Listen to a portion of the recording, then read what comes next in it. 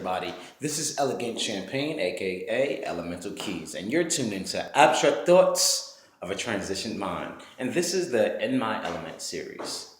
So, today, what I'm going to be speaking about, it's basically a pitch that I like to just throw at a lot of people, especially when it comes to me actually helping bring them awareness to certain things that they may have not even heard of. Some of you may have heard of these things, some of you may not. At the end of the day, I believe my purpose here is to teach and educate people on things that they may have not known, as well as them educating me. So, one of the main things I always ask a person is if you want to have a better and more successful life, where does that start? What is the first step that you should take? And what is basically the first element that you should actually come to an understanding of? Well, this is what I explain to a lot of people. If you want to have a better and more successful life, it starts with a change in your mentality and a change in mindset. Rather than focusing on a negative aspect of things in life, you focus on the positive. It's not that you ignore the negative. You acknowledge the negative for what it is, but you understand the negative situations or things that you may come across doesn't necessarily mean that you're a bad person. What I've actually come to understand is it's better for you to acknowledge it, analyze it, and see the lessons that you were supposed to learn within that situation or that thing, so that way you'll know what to apply to and what not to apply to when it comes to a situation later on down the line. And majority of the time, what I've come to understand through experiences, the things that we actually experience is not always just for us. Sometimes, and I have to always acknowledge the Most High God. And by me saying that is, I learned that a lot of times God will allow us to go through certain things for us to learn a lesson, but that lesson isn't always for us. It's for us to be able to help guide another person who's actually possibly in the midst of that situation, about to go through that situation, or has actually been through that situation, is about to have a repeat cycle. Now, for me actually seeing that, I tell people this. You got to be mindful of the things that you speak, the things you think, because at the end of the day, those things, it's what forms and shapes our reality. So it's a thing that's called law of attraction. I'm pretty sure most of you have heard it. But laws of attraction is also combined with manifestation, which is also a formula. Now, these two things, which I've come to understand, are considered compounds if I look at it in a scientific aspect. And compounds are basically when there are two or more elements that are connected with each other in a group that creates a compound. The elements are basically building blocks of matter. It's the simplest form of anything that you can break down. Of course, you have the atoms and so forth from there. But with that being said, law of attraction works basically like this. Whatever you think the most and speak the most is most likely what you're going to attract, whether that be a negative thing or something positive. Now, I ask these people to kind of help them have a better understanding. Why do you want to have a successful career, a wonderful wife, a wonderful husband, a nice car, a big home, and so forth from there? Why? Because it makes you what? Feel good. It's a positive feeling that you have. It makes you feel good. You feel alive. Other question is, why do you not want to be living in that particular neighborhood, to be around that particular person, or to have that particular wardrobe or style or whatever it is? Why? Because it makes you feel what? You can say bad or negative. It doesn't make you feel good at the end of the day. But at the end of the day, I want you to understand there's three parts that you can have a role in. You have a negative, positive, but you also have neutral. Now, when you're in a neutral state, just like a car, when a car is put in neutral, it goes whichever direction that it's pushed to, whichever direction force is applied to, it pushes it into that direction. So, your thoughts is that force. Your environment plays a part with that force. So, if you have negative people pushing you, they're most likely going to push you into a negative situation or have you to feel negative. You ever heard the term when people say, please don't kill my vibe?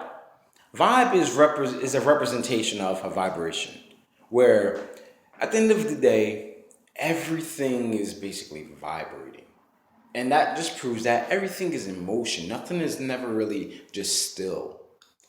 But depending on that vibrational frequency, that would determine how you actually feel a lot of times. And that's why you find yourself, if you go to certain places, you can be real happy and amped up, but then out of nowhere, you end up it could be the wrong person that comes in the room. To you, it's the wrong person.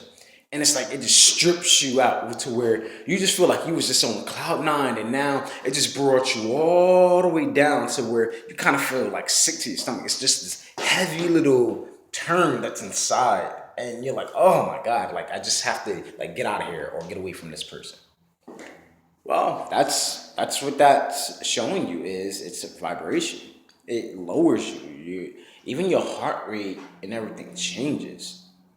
But what's amazing is you actually have the power and ability to control that just from your thoughts alone. And then in connection with your thoughts, your words.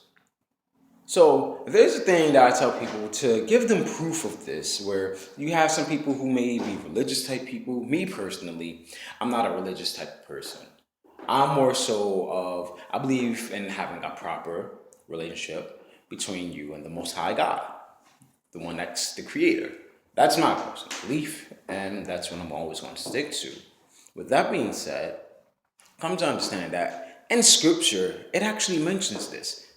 Whatever you think and speak is what becomes. Where is that at? It's in the book of Proverbs. It tells you clearly, life and death is in the power of the tongue, and they that love it eat the fruit thereof. Life and death. It tells you the majority of the time, it tells you to speak life over death. But it lets you know that your words can either give life or it can cause death. Now, when it says, they that love it eats the fruit thereof, that's telling you that your words are seeds. Now, when seeds are put out and they're put into the ground, depending on what ground they fall on, that's where you determine what your outcome is going to be. That's how you're able to find out, okay, what am I going to reap from this? What form of harvest am I going to get from this? Now, the harvest can be something negative, or it can be something where it's healthy and filled with what it's supposed to contain. So, it lets us know that we have power within our words alone, within our thoughts alone. But on the other side, you also have another part that plays a part where even if you are in a situation where, say, you happen to come across a negative place or a negative situation, or you may have actually spoken something negative and didn't really recognize it at that moment, but now you're starting to see certain things that take effect.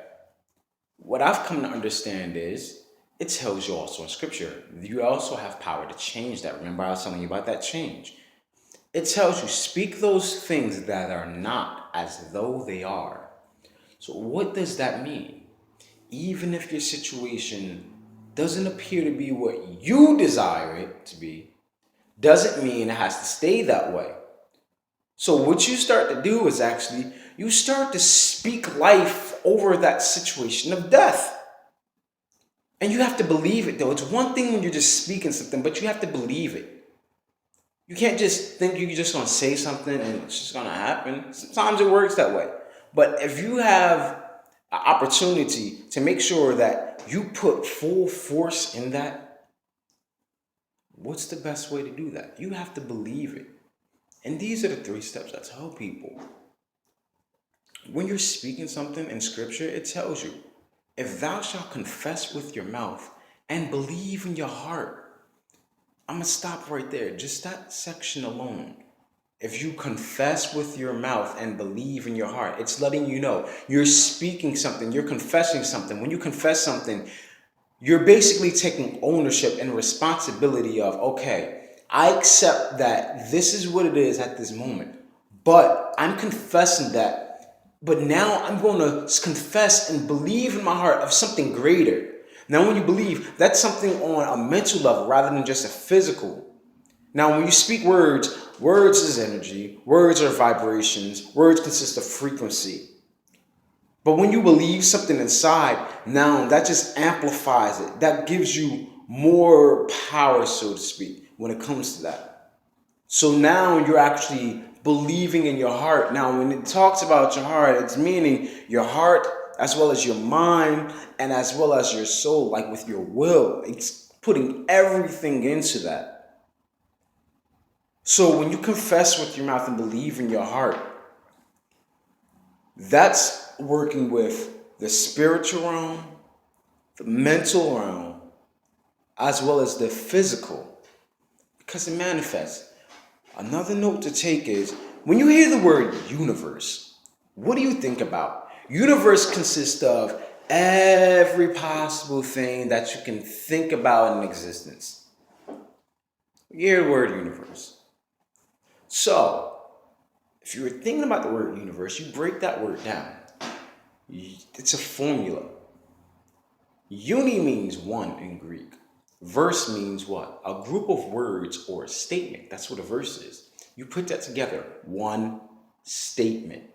Put those together, you have one word, which equals the universe, which is a formula. Because in scripture, God, the Most High, said, let there be, and it was. He thought it, he spoke it, and it manifested into the physical. He's given us that same ability, that same power for us to be able to use. So just be mindful of those things that you speak. And don't ever continue to keep sabotaging yourself of saying things like, I'm broke, I never have any money, and I'm always angry, I always feel sad, I'm stressed, and all these things. There's no good men, there's no good women, and so forth. All you're doing is sabotaging, because those are what? Bad seeds you're just putting out there. So don't put those negative and bad seeds out there. You want to start to plant good seeds and make sure they fall on good ground. There's a story in scripture where Jesus used a parable where he was telling them, there's a farmer. He casted out seeds. Now, when he casted out the seeds, some seeds fell by the wayside. Some seeds fell amongst thorns and bushes. The other seeds fell on a rock. And last, the other one fell on good ground. What is that saying? A person can teach you certain things, or you can teach others certain things.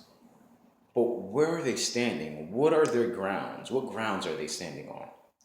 The ones that fell by the wayside is, these are people who actually received a message. But the birds came, animals came, people came. These are representations of all these different people and things that came by, and they snatched that word from them. They were excited when they first heard it, but now it snatched it away from them. And now they're dead. They didn't even have any growth. They didn't have a chance to grow yet. Now the ones that fell amongst thorns and bushes and bristles, that one represents where, okay, you could be receiving a great word and being taught so many great things, or you could be teaching others. And what happens is they happen to be surrounded by all these negative type people, or you may happen to be surrounded by these negative type people, and they tend to just always kind of criticize everything you do. And it's not even like a good constructive criticism. They're just choking you, and it's like, okay, what happens to a plant when it's trying to grow, and it's trying to grow between those thorns and bushes? It gets tangled in between those trees and branches, and it gets injured and just torn down to where after a while it just dies because it's being choked. So the nutrients, the moisture, vitamins, minerals, nutrients, they don't even get a chance to travel to the source, and which is for the most vital parts of that plant's body. So in other words, Those people don't even allow those words, those seeds to just really just marinate in your spirit. They just choke it out of you to where you just wither and die because you don't even have any strength to fight. You're trying to use that to build your strength and they're snatching it from you. The ones that fell upon a rock.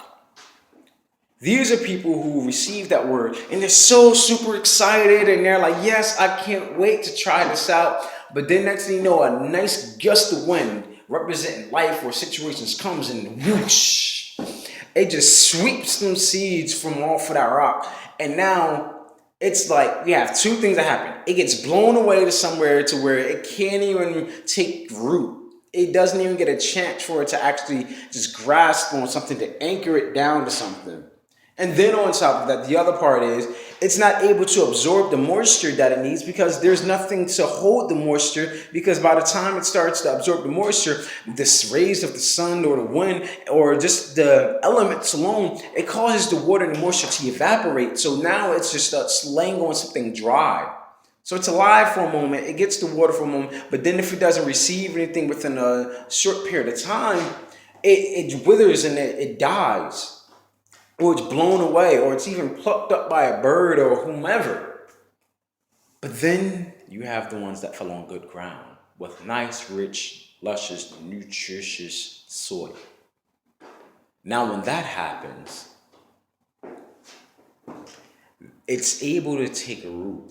It's able to dig deep down into the earth and anchor itself when it sprouts its roots. And now when it anchors, it goes deeper and deeper and deeper because the roots actually happen to have like a sensor or like a radar to where it's able to find where the moisture is. So it digs down deep. You want to know a fact of that? What's a representation of something that's truly deeply rooted and anchored? You ever heard the term where they say like a tree that's planted by the water? Okay. You look at these trees that's outside. Go outside and look at a tree. I'll just turn the screen for a moment. You see how high that tree is? It's basically just as high as that house that's next to it. Matter of fact, it's even higher. But look at each individual strand that's actually right there that you see that branches off. And it's like all separate individual pieces. But it's all connected to that one root, that one trunk. Now, you see how it looks here on Earth. If you didn't know, you can Google this and go online and look at the images of, you just see just as much as and high as this is. It's almost, if I use the correct terminology, it's actually inverted when you actually look at it from the ground. All of what you see right here is actually even deeper than that in the ground if you used to flip it upside down. So that right there, it shows you.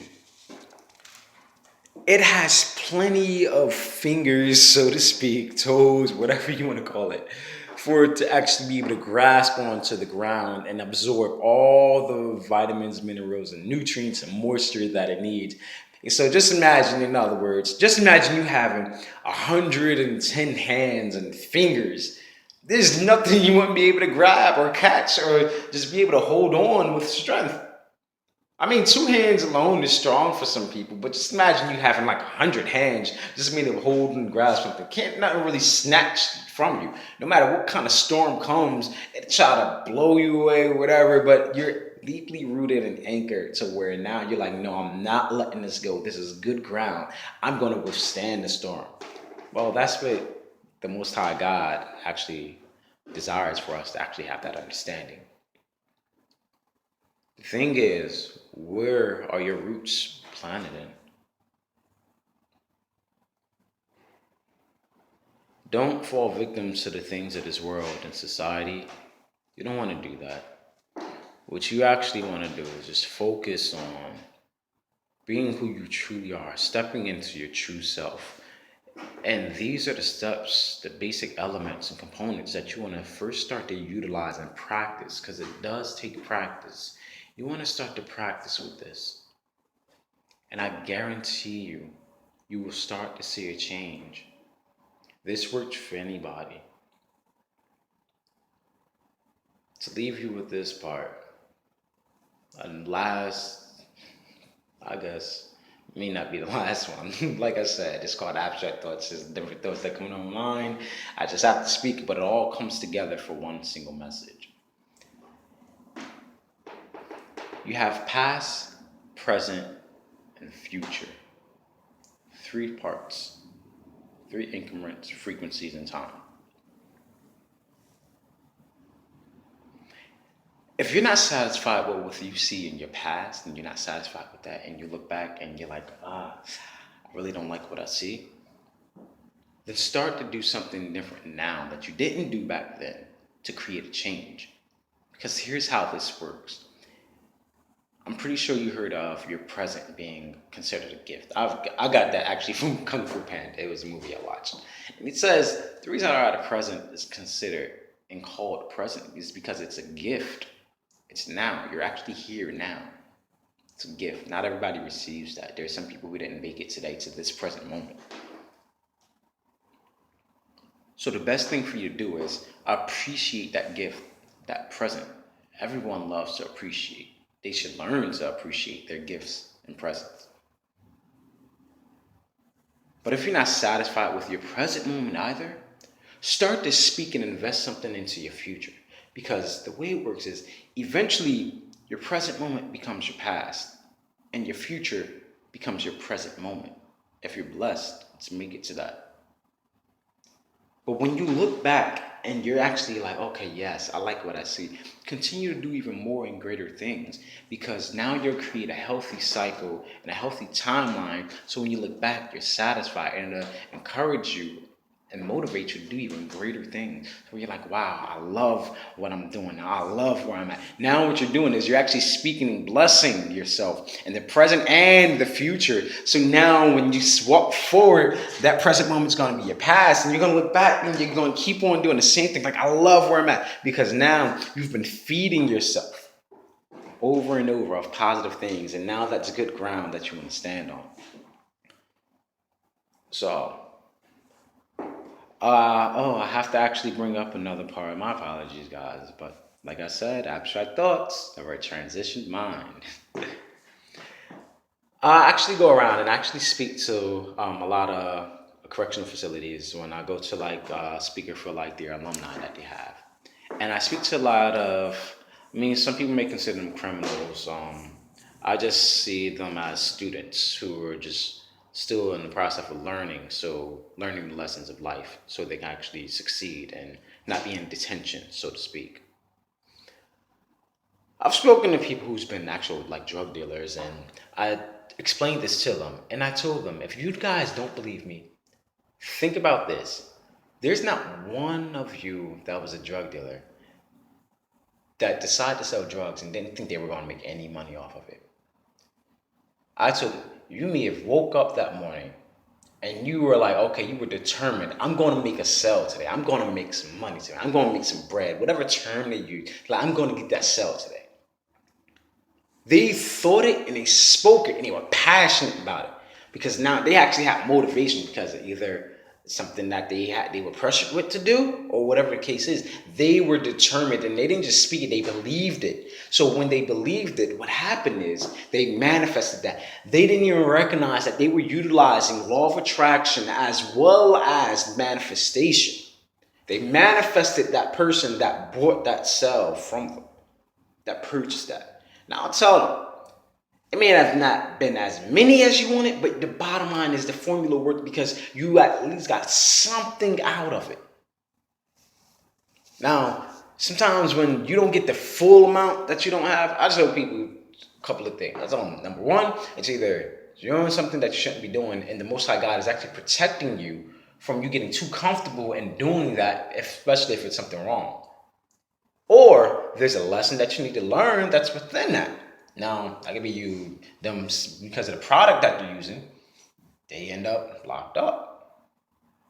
But the point is, it's a formula that they didn't realize that works. So I tell them, they've been mastering this formula without realizing. What I tell them is, you have the right formula, so you take the formula and change the product, in other words. Plain and simple. Keep the formula, change the product. Do that, they'll be great, successful entrepreneurs, business owners, you name it, because they've mastered this. So, another thing for other people, sometimes what you don't want to do is, not even sometimes, what you don't want to do is block yourself from the blessings and the possibilities of things that you can actually accomplish. What do I mean by that? You may want to open up a business. You may want to be able to meet this particular person. You may need assistance with something. But what I've come to understand is you don't ever want to limit yourself by thinking it's only going to come by that one person or that one thing. Because when you do that, all you're doing is limiting yourself. And you're actually hindering and blocking your blessings. Because if you're just thinking of one thing and you say, I'm only going to have $10 left after I pay my bills when I get my paycheck. I'm only going to have this. And you're saying that, you really believe it. Now what you're doing is you're speaking that into existence and you're preparing yourself emotionally and mentally and physically for that moment to where now the universe, God working through the universe, may want to bless you with something, but because you spoke it, it's not going to override you all the time. What he's going to do is, okay, I'm going to give you what you want. Now what happens is, you may get your check and you may actually get a bonus on there, or somebody actually may bless you with something, or an opportunity came up for you to actually earn a little extra income. But because you said that, what happens is sometimes something so small can just come up to where you may have gotten a parking ticket, you may have gotten a flat tire, or somebody got sick, one of your kids or a family member, and you got to help somebody out. Now, they could have been blessing you where you got an extra $50 to $200 in the mail, but because of you speaking, I'm only going to have $10. What's going to happen is now a situation is going to come up, and the universe, God working through it, will like send them more situations that'll keep them to only have $10. Now, when you do that, you end up like, oh, Dad. Yeah, you see, I did have the money, but then my car broke down, kid or a family member got sick, so now I only have $10. Like, yeah, what do you expect? You spoke that. And life and death is in the power of the tongue, and they that love it eat the fruit thereof. That's perfect proof for you right there. So just next time, be mindful of the things that you speak. Don't always say, I only with that. No. What you want to say is, I desire to have this, and just believe that. Keep doing it until it happens. Practice makes perfect, right? So that's what you do. Another thing is perfect. Technically, when it comes to certain terms and context, it means maturing. So practice gives you maturity. It gives you growth. So just keep those things in mind. Just keep them in mind. Continue to just take these things, take these tools, and start to practice them. Knowledge, wisdom, understanding, and instructions. Last 4 things I'm going to leave you with, and I'm done. Knowledge is information that you acquire from any of your 5 senses, anything that you can see, smell, taste, touch, and so forth from there. Anything that you can analyze like that. That's where the knowledge comes from. Wisdom is the application of knowledge. Wisdom is knowing, okay, what to do with that knowledge. Understanding when you should apply that wisdom. Now, instructions is when you now have precision, precise details to properly construct something. Analogy I would use is peanut butter and jelly sandwich, or any kind of sandwich.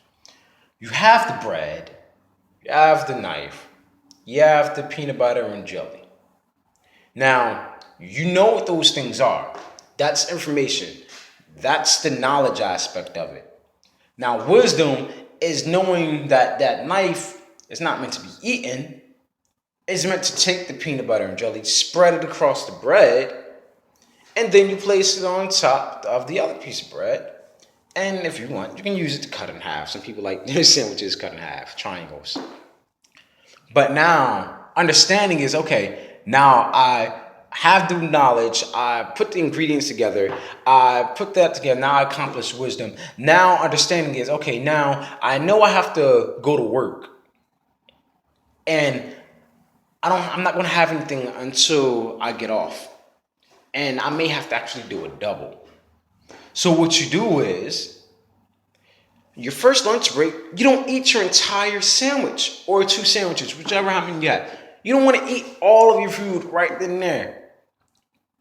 This is understanding that you don't do that because it's going to really be more so of a hindrance to where now later on you're not going to end up being able to maintain yourself for the next couple of hours.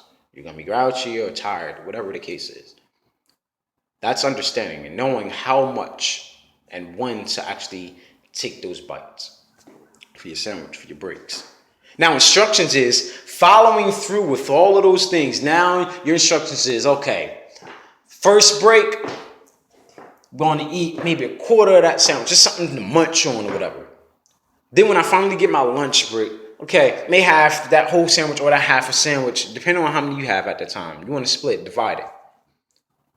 And then you know, okay, right before you're about to go home or whatever, same thing you want to do is you still want to actually just, okay, now you can actually enjoy that. Now you follow through instructions, now you have success. You're satisfied until you got home.